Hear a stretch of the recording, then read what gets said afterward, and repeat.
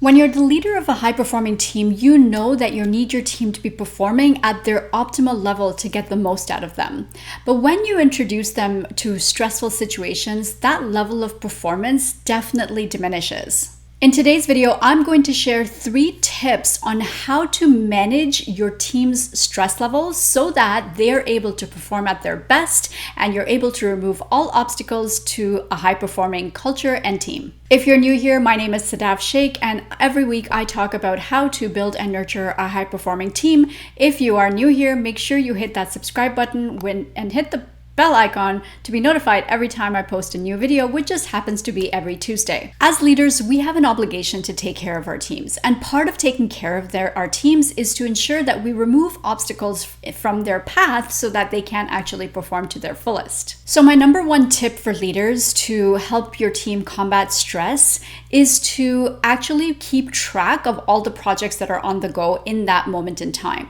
You see, when you keep track of everything that's happening and what each team member is working on, and you really have your finger on the pulse of the projects on the go, you're able to then proactively remove any obstacles from their way. When you do have regular touch points with your team to discuss all the projects that are ongoing, you also have the opportunity for them to tell you where they're at, what the status is, how far they've gotten, are they going to be meeting the deadlines, are they going to be getting there on time, within budget, and all of that stuff. I find that when leaders are disconnected from what exactly their teams are working on and what obstacles and problems their teams are facing, that's when the team feels an increased amount of stress. And so if you're a CEO of a small business, I completely recognize that you may not be able to go out and figure out who exactly is working on which project and keep your finger on the pulse for every project.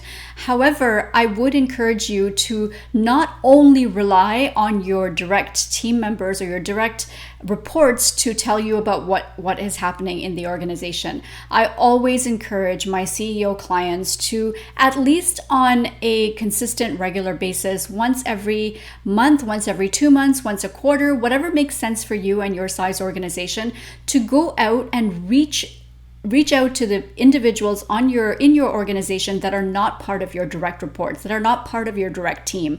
It's always good and healthy for you to understand what's happening in the company from the people who are actually doing the work. Which brings me to my next point. Make processes as efficient as possible. The best thing to do in order to create more efficient processes is to constantly keep those lines of communication open again. So what happens is that as you start reaching out to individuals and learning what's happening and what people are working on and what you can do to help them get there faster, you'll start getting ideas from people on how to make things more efficient. There are lots and lots of times when people will start doing something and then they just continue to do that same thing year over year because nobody has thought that, perhaps there's an easier way of doing this. So there are 2 key points in time when this feedback on making processes more efficient is extremely valuable and people will be more open to give you that information. So the first time is, of course, at the end of every project.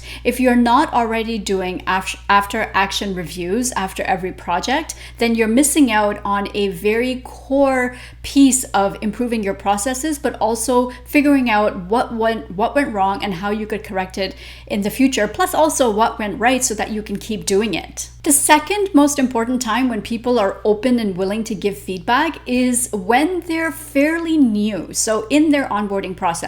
Now, I wouldn't ask them as soon as they walk in the door. I would wait maybe 2 or 3 months after they first started, but 3 months is generally a pretty good time for somebody new who's joined your organization to listen and learn about what's happening, and because they're an outsider coming in, they may have another point of view. The one other piece of advice I'll give on this topic of making processes more efficient is that every time, and you may already be doing this, every time a team member comes to you with a problem, always turn it back and ask them what their suggestion is for a solution. Or better, go and research the solution and then come back to you with maybe 2 or 3 possibilities for what you can do as a leader to help them change the process or to help them do something that they're struggling with. But putting the onus and accountability back on them to find that perfect solution removes the pressure off of you as the leader to come up with a solution. And I think, to be honest, you actually end up, you as an organization end up coming up with better ideas, better solutions to problems, and just better ways of doing things that you solely as a business owner or a CEO may not have thought of. It doesn't all have to rest on you. And my final tip for helping your team combat stress, and this is probably the most important one, is to ensure that they're taking regular breaks. And when they take a break, that they are actually, in fact, fully disconnecting.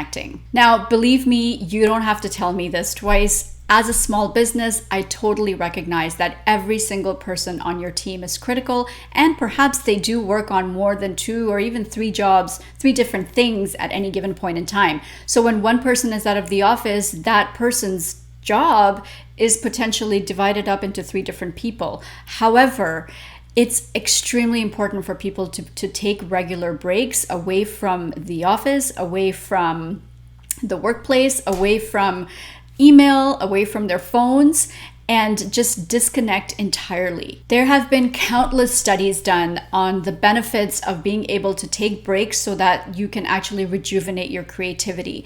And if you as a leader are not emulating that behavior, then maybe it's time to start doing that. So step number 1 is for you to actually schedule breaks. And I like to take a break either after a project is completed, or if you have cyclical projects that are ongoing constantly, then once a quarter, at least 3 or 4 days off away from work to completely disconnect and just restart your brain and just give it a little bit of a boost of, going out into nature or, playing with your kids or whatever it is.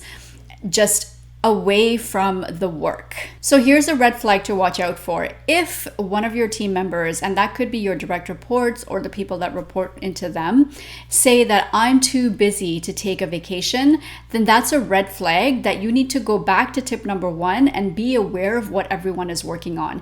If one single person is on every single project, that's a signal for you that you potentially need to either split that role into 2, or you need to hire somebody else to help support them, because that will lead to their burnout.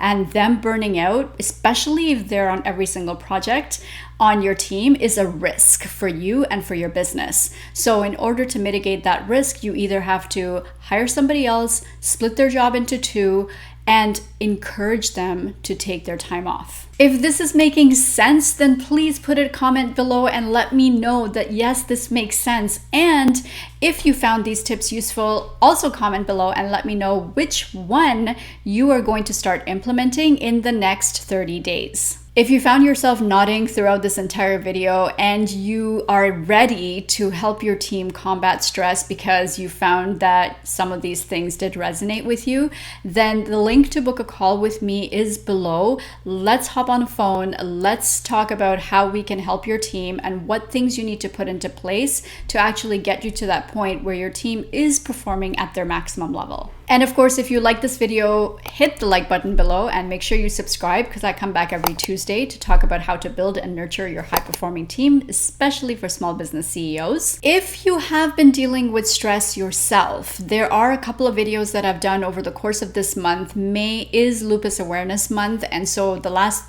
few videos that I have put out have been around stress awareness, stress management. So make sure you check these 2 videos out. Until next week, I'll see you same day, same time. Bye-bye.